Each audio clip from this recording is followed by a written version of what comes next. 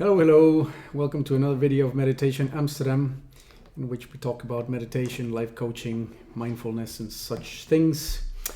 In today's video, I want to be talking about something that has become more and more clear as time goes by, which is what I would call how to become a cleaner conduit for reality. That sounds a little bit abstract, but as time goes by in this video, you will come to see the light, which is the topic of today. So in order to do that, I've gotten myself a fantastic little whiteboard, which I've wanted to have for a very long time. It's come in super handy in my sessions with clients. We can get much more graphical about the way we explain stuff. And so in order to explain this one, I came up with a little diagram the other day, which I think is very useful for this topic. So this whole thing started because of the recurring topic that comes through in sessions that I have while I coach people, and they tend to bring specifics about their life to the sessions and claim that a certain event took place and that's what's bothering them, or that they have a certain symptom, or they want to learn to meditate in order to solve certain things. So if we look at things in a little bit of a more abstract way, I started to come up with this whole idea that you have yourself as a kind of system or a funnel, and into that funnel there is an input coming in from what we could call reality. We don't really know what reality is, but we have sensory input coming in, right? And that's what we call reality, so the big R. And based on that input, our system looks at stuff and interprets things or whatever, and out of that comes a certain output, which we then produce towards the world, and that is what we could call action. Action. Over here. Now, what tends to happen with stress or anxiety, or a feeling of purposelessness, or you name it, is that in this system of yours there tend to be quite a bit of debris. So you have little elements here that are standing in the way, so to speak, of reality simply going by. So those are what you could call trauma, right? Or your hang-ups, or whatever you want to call them. So these are, in the New Age and sort of yogic terms, you would call those your blockages, your energetic blockages, right? And so we're gonna give them a B for blockage. And so as life goes by and reality trickles in through daily occurrences and things that you observe and the rest, reality is coming in, and normally we just go through, but guess what? It hits a blockage, and when it does, all hell breaks loose. What happens when reality and one of your blockages collide with one another is what we call anxiety or stress or anger or overthinking or all these kind of things. Now, let's dive into that collision in detail then. So I think we've all understood what this is about. So when you observe something, so this is the outside world, or what we call the reality again, it hits one of your hang-ups or one of your internal traumas or blockages. And from here, you get stress. So you get your little stress response. And your stress response could be seen as a number of things, such as overthinking, which I will call ABC because it's typically verbal. You get some bodily discomfort, right? And other kind of symptoms. So this is the typical reaction to this stuff. Now, when this happens, our normal response or our normal reaction is not to look at this stuff too much, but to turn our attention to this. And we say, something in the outside world has made me feel bad, and therefore that thing in the outside world is bad. So we label, we give it a label because of this reaction that it caused in us. And that's typical way of operating in the world. You go out there judging things and you make an opinion about them based on how they make you feel. And by doing so, you rob yourself of the opportunity to look at the blockage a little bit closer and determine what's going on. Why did it create that reaction? Now, this is not to say that reacting with disgust or anger or sadness to things is not an appropriate response. The question is, how long does that response stay stuck in the system?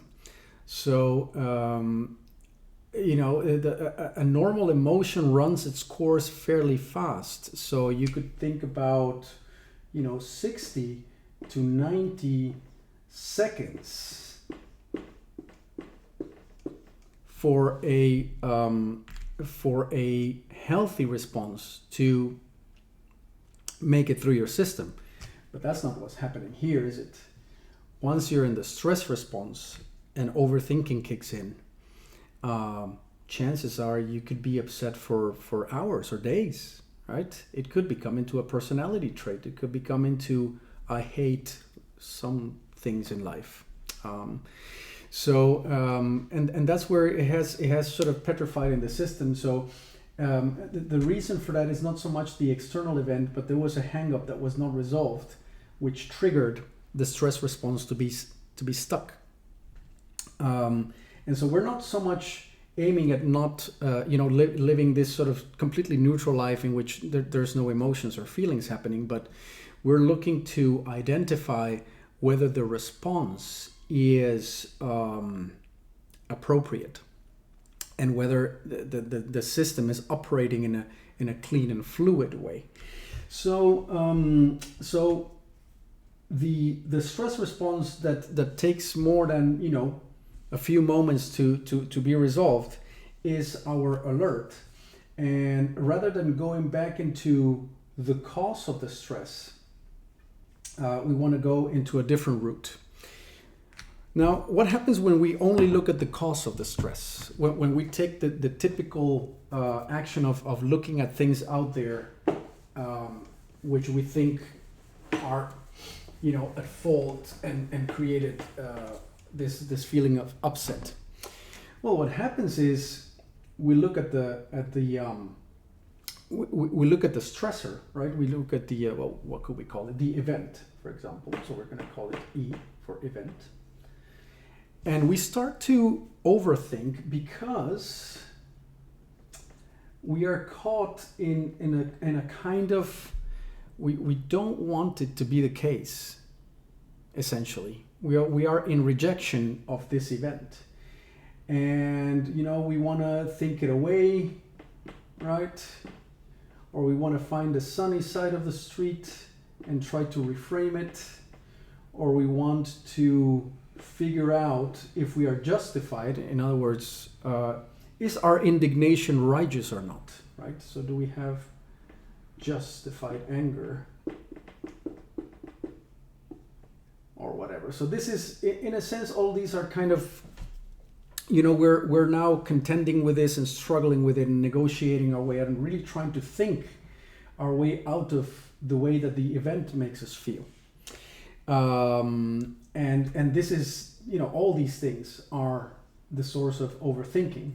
The problem with these is that they're all analytical, and it's a very inefficient and very ineffective way of eliminating the stress response. They are very limited in their effect, and they are essentially keeping us stuck in rejection towards the event. So we wish we could just make this go away, in essence, right? That's what this all means. Now, in reality, what we should be doing is taking this overthinking as a little alert mechanism to redirect us and look at something else entirely, which is, we're going to pretend that this is a person with a body which is in distress, right? Not happy. We should be focusing on this right here, right? The bit, these commercials where you get, like, Jerry Seinfeld used to make fun of this, like, do you have, when you have heartburn, there was like this red glowing thing inside you. So emotional distress is kind of like heartburn, right? It's like this burning or this pressure or whatever. Something somatic is being felt inside the body. And so instead of looking at the event here and trying to, deal with it here, we're going to go and use our attention to go into the somatic sensation in the body that this is creating. This is very powerful because this somatic sensation here is where the mind and the body are kind of shaking hands, and we're going to go as deeply as we can into this, and we're going to resolve things on this level. Yeah, that is going to do two things. Is going to reduce the overthinking, and it's also going to resolve the trauma, because it's going to integrate it and is going to create new circuitry that essentially de-energizes this thing. Right? So it might never go away completely, or it might never become something that we particularly like. But what happens through observation is that this whole thing is going to become neutralized. You see, it went from red to black, and that is an indication that while it's still there, and while we may still dislike the situation, it doesn't trigger us in a traumatic way in which our center is lost and we lose our balance for an extended period of time. And what I mean by extended is anything beyond 5 minutes is already an extended period of time.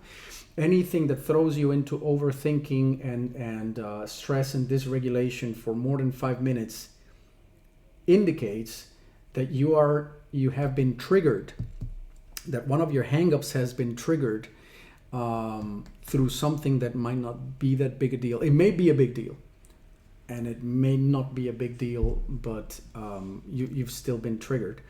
I'm going to do another little element here, since I'm enjoying this whole sketchy thing, which is that trauma lives in the surface, but it also it goes very deep. So say that this is your sensory perception, so something hits your senses on the surface. You look at something, or you listen to something or whatever, and then that triggers something that is sitting very deeply buried in your psyche. Yeah. So that, trauma is stored deep inside, but it doesn't take that much on the surface to bring it up. If you touch the right spot, it goes all the way into some very deep held beliefs and fears and things of that kind. So this is a process that needs to be learned and understood in a lot of detail. It takes skill to be able to create the right space to go into the somatic observation of emotions and discomfort.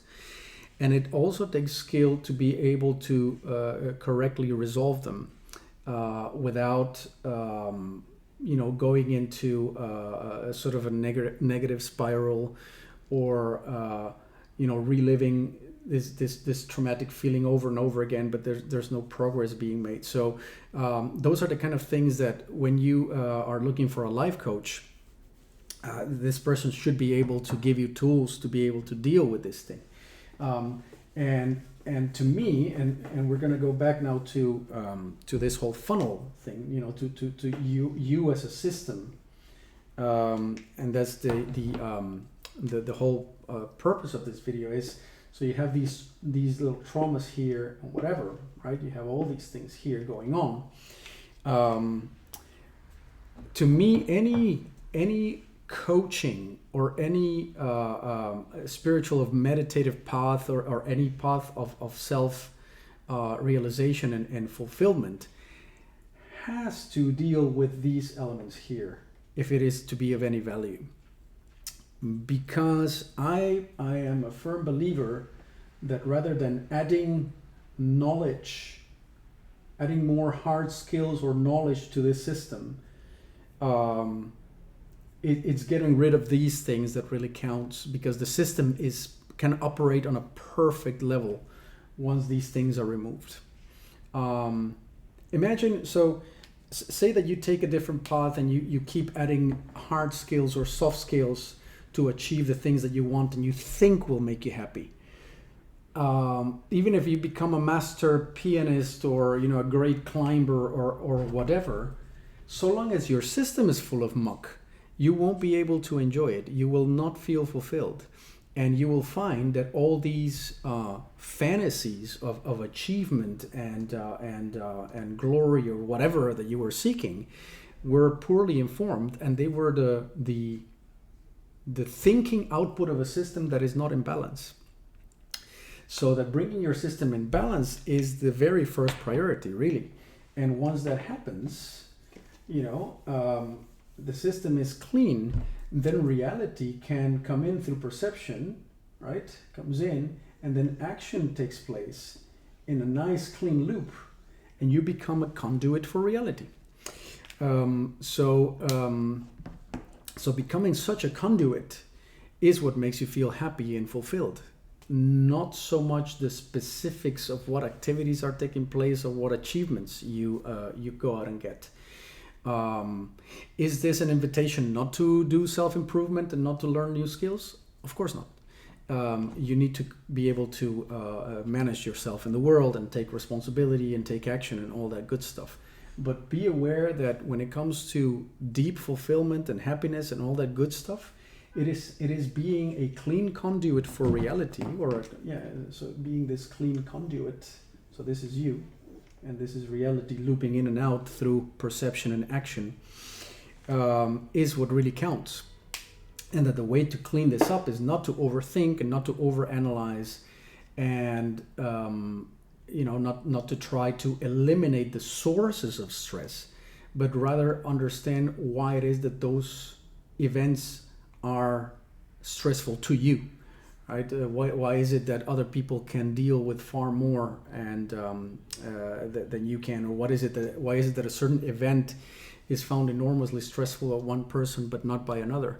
That comes to show that the event itself is quite neutral, and that it is a combination of your personality, your personal history, your upbringing, your genetics, for sure, the way your system is made up. We are not all meant to deal with the same stresses in life.